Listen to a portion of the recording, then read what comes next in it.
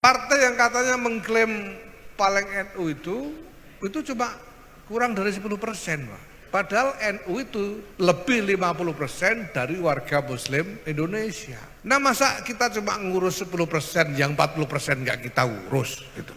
Kemudian soal parpol dilahirkan NU ini ya, ini tadi betul Gus Sekjen tadi, ini yang bingung warga apa yang nanya gitu. Atau pengurus yang sebetulnya ya, kalau kita ini mau baca saja keputusan-keputusan muktamar itu, enggak akan ada orang bingung. Jelas kok keputusan muktamarnya kok. Jangan baca itu rumusan tentang Khitoh Nahdiyah hasil muktamar ke 27 1984 di situ Pondok. Jangan baca itu keputusan 9 pokok pedoman berpolitik bagi warga Nahdlatul Ulama hasil muktamar ke-28 1989 di Krapyak, Yogyakarta. Ada semua, tinggal baca dan jelas, tidak butuh syarah sudah. Sampai cari, sampai baca gitu. Intinya itu sederhana juga, jangan gunakan NU sebagai lembaga untuk politik praktis. Itu tok. Sampeyan itu mau kampanye partai apapun namanya asal tidak pakai lembaga, tidak masalah. Kemarin itu kita beberapa cabang kita tegur karena bikin kegiatan politik praktis di kantor PC. Mbok ya cerdas dikit. Masa di kantor PC kayak nggak ada tempat lain gitu loh. Wong ya boleh kok, bukan nggak boleh sampean berpolitik itu boleh, tapi jangan pakai lembaga NU, itu aja sudah. Terus partai yang dilahirkan atau tidak dilahirkan oleh NU gimana, sama saja Pak. Karena di semua partai itu sebetulnya ada keterlibatan NU, ada semua.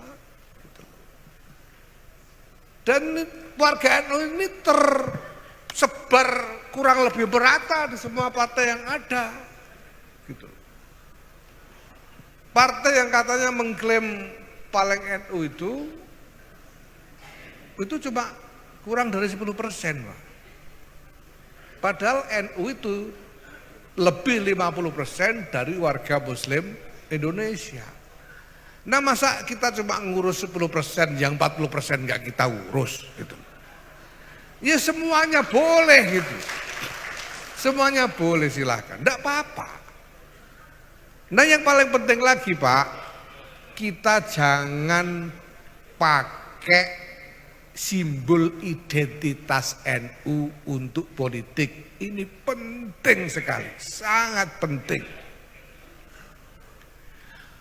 Supaya apa? Jangan sampai warga NU ini merasa yang bukan NU di Indonesia ini sebagai lawan. Tidak ada lawan bagi NU ini, yang ada adalah saudara. Karena kalau ini kita turuti, kita biarkan Pak, itu sudah ada contoh-contohnya. India itu ada organisasi namanya RSS. Kepanjangannya susah banget itu, bahasa India, susah dihafalkan. Ini adalah organisasi Hindu. Organisasi Hindu. Dan kemudian dia membentuk partai politik namanya BJP, singkatan dari Bharatiya Janata Party, kalau ini agak gampang. Di BJP ini partai Hindu yang didirikan oleh RSS. Kemudian BJP ini kampanye atas nama Hindu terus, kampanye atas nama Hindu karena India memang mayoritas Hindu. Apa akibatnya? Ya menang terus sekarang BJP itu. Tapi yang terjadi, warga Hindu di India melihat yang bukan Hindu sebagai musuh. yang didiskriminasi, dipersekusi, bahkan dianiaya sehari-hari. Tidak ada hari di India kecuali ada penganiayaan kepada minoritas oleh mayoritas Hindu. Jangan sampai NU ini memicu keadaan seperti itu, jangan sampai. Wal iyadzubillah summal iyadzubillah. Loh itu kan Hindu, kita kan Islam. Siapa bilang Islam tidak bisa begitu? Lihat Nigeria. Nigeria juga sama. Padahal muslimnya itu cuma sekitar 65%. Tapi dipakai untuk politik habis-habisan. Akibatnya warga yang muslim sampai ada gerakan mengharamkan semua yang berbau barat. Itu yang menyebut dirinya Boko Haram. Barat itu haram. Sehingga Kristen haram, apa-apa haram. Dan Nigeria terjadi penganiayaan harian setiap hari.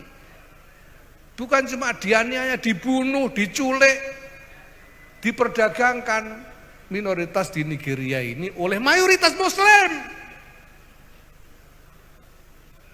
Jangan sampai kita memicu yang sama di Indonesia ini. Hanya cuma milik keuntungan,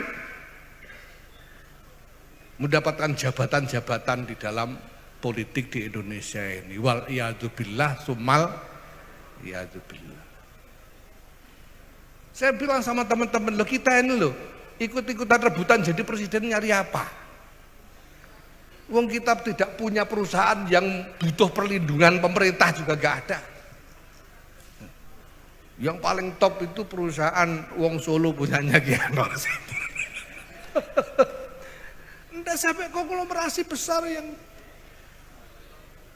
tidak ada kepentingan kita terhadap politik Indonesia selain keselamatan bangsa dan negara.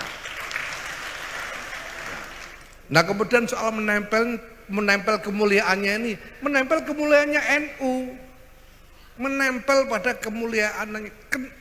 Kenapa saya tidak khawatir? Karena saya yakin, hakul yakin bahwa NU punya nasib mulia. Karena kita menempel kepada NU, maka nasib kita pasti nasib mulia, insya Allah.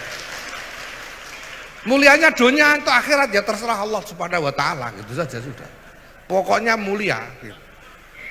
Kita nempel kok.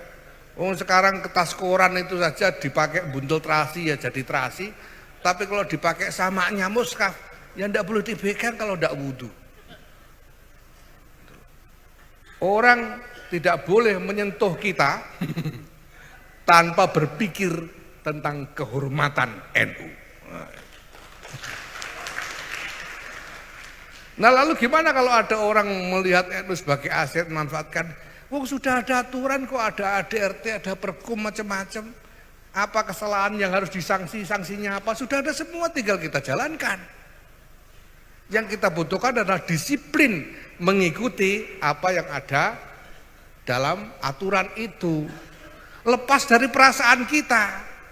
Kadang-kadang kita merasa kok cuma begitu, kok kurang serem misalnya begitu ya. Ya, tapi kalau peraturannya begitu, mari kita ikuti saja. Gitu.